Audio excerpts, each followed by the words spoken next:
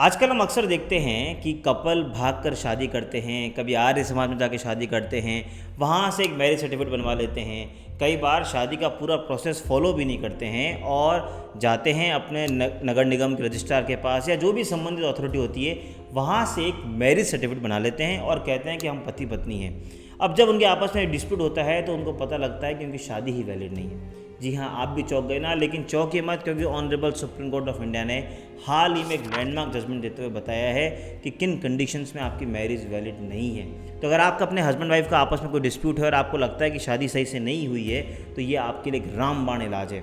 Welcome back to channel. मैं हूं आपका अपना वकील दोस्त एडवोकेट नमन मनोत और आप मेरे साथ देख रहे हैं लीगल शॉर्ट्स। ये वो चैनल है जो आपको जागरूक करता है कानून की हर जानकारी से। तो शुरू करते हैं आज का ये खास वीडियो।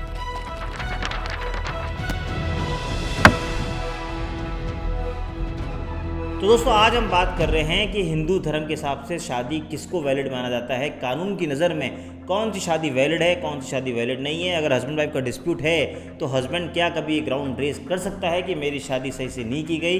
बहुत सारी बातों को जानेंगे आज के इस वीडियो में। और आज हम बात कर रहे हैं 2023 में आए सुप्रीम कोर्ट के लैंडमार्क जजमेंट डॉली रानी वर्सेस मनीष कुमार की, जिसके नीचे लिंक दे रहा हूँ, आप उस लिंक पर जाके उस जजमेंट को पढ़ भी सकते हैं। इस केस के फैक्ट्स को हम जानें उससे पहले एक जरूरी अनाउंसमेंट मैं आपको बता देता हूँ। अगर आपके जीवन में कोई कानूनी समस्या है तो मैं आपको नीचे लिंक दे रहा हूँ, उस लिंक पर क्लिक करके घर बैठे मुझसे या मेरी टीम से बात कर सकते हैं। और हाँ, अगर ऐसा कंटेंट पसंद आ रहा है प्लीज़ सब्सक्राइब दिस चैनल। तो आज हम जान लेते हैं सबसे पहले डॉली रानी इस केस के जिस फैक्ट्स के बारे में। इस केस में पति पत्नी का आपस में झगड़ा होता है, उनकी आपस में नहीं बनती है, तो वही फिक्स सिस्टम 498 की एफआईआर दर्ज कराना और सारे केसेस फाइल करना।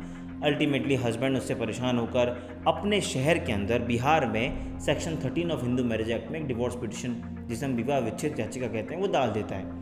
इस बात से एग्रीव्ड होकर वो लड़की जो रांची यानी झारखंड रहती है वो पहुंचती है सुप्रीम कोर्ट। अब आप सोचेंगे सुप्रीम कोर्ट कैसे?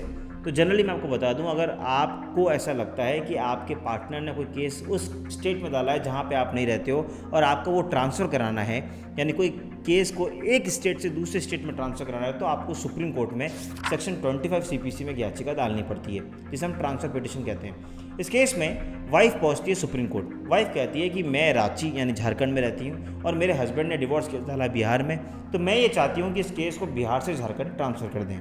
वैसे अगर हम आपको अपने एक्सपीरियंस से बताएं तो generally honourable supreme court of India भी जहाँ वाइफ रहती है वो वहाँ पे जनरली ट्रांसफ़र कर देती है। लेकिन इस केस में थोड़ा अलग हुआ।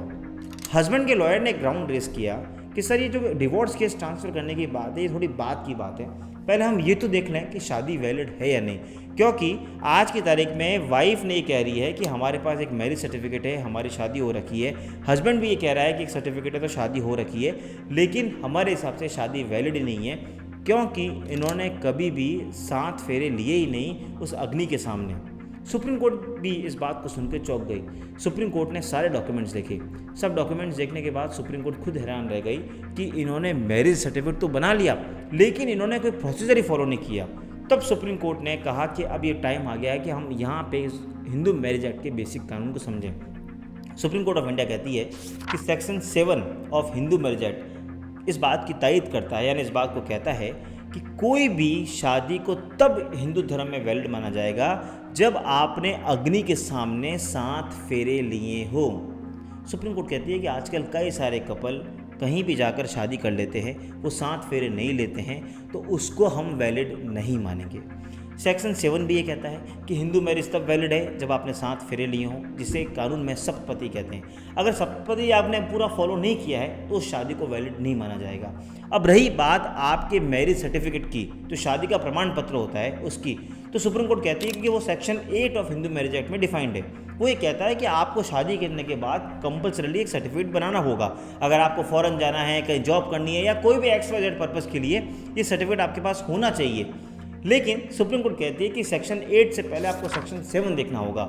यानी अगर आपने प्रॉपर तरीके से शादी ही नहीं की है, अगर आपने अग्नि के सामने 7 फेरे यानी सप्तपदी नहीं की है, तो आप भले ही वो सर्टिफिकेट बना लें, उसकी कोई वैलिडिटी नहीं रहेगी, क्योंकि आपकी शादी ही वैलिड नहीं है। इस केस में दोनों पार्टीज इस बात को प्रूव करने में फेल हुई है कि उनकी शादी प्रॉपर तरीके से हुई। उन्होंने कभी 7 फेरे लिए ही नहीं।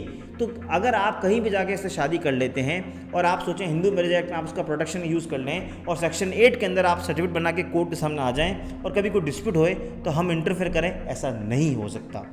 सुप्रीम कोर्ट इस बात को और क्लैरिफाई करती है कि हम बात कर रहे हैं हिंदू मैरिज एक्ट की। कई बार ऐसा भी होता है कि आपने देखा होगा कि दो अलग धर्म के लोग आपस में शादी करते हैं, या हो सकता है दो हिंदू धर्म के लोग ही हिंदू मैरिज एक्ट में शादी ना करके स्पेशल मैरिज एक्ट में शादी करें, तो एक बात अलग है। वो एक अलग बात है कि आप स्पेशल मैरिज एक्ट में जाके शादी कर रहे हैं, लेकिन आप बीइंग हिंदू, दोनों हिंदू अगर आप शादी कर रहे हैं और अपना सर्टिफिकेट लेके आ रहे हैं, आप यानी हिंदू मैरिज एक्ट का यूज़ कर रहे हैं, तो आपको 7 फेरे खाने ही होंगे।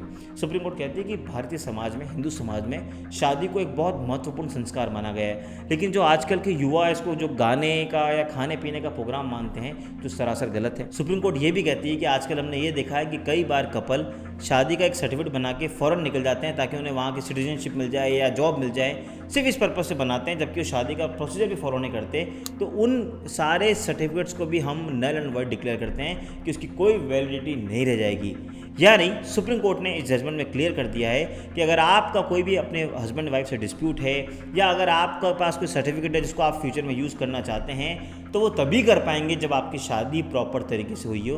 और शादी प्रॉपर तरीके से कभी मानी जाएगी जब आपने अग्नि के सामने 7 फेरे लिए हों, तो ही आपकी शादी को वैलिड माना जाएगा। तो इससे हमें ये बात पता लगती है कि जब भी आपकी कोई शादी हो या आप ये प्रॉपर प्रोसीजर फॉलो करें, तो उसकी आप प्रॉपर वीडियोग्राफी करवा दें या फोटोग्राफ्स करके सेव रख लें, जो आपके फ्यूचर में बहुत काम आ सकते हैं। मुझे उम्मीद है आपको आज का ये वीडियो पसंद आया होगा। इसी तरह के कंटेंट को पसंद करते रहिए, लाइक कर दीजिए, सब्सक्राइब कर दीजिए इस चैनल को। मिलेंगे अगली बार इसी तरह की वीडियो के साथ, तब तक के लिए जय हिंद, जय भारत।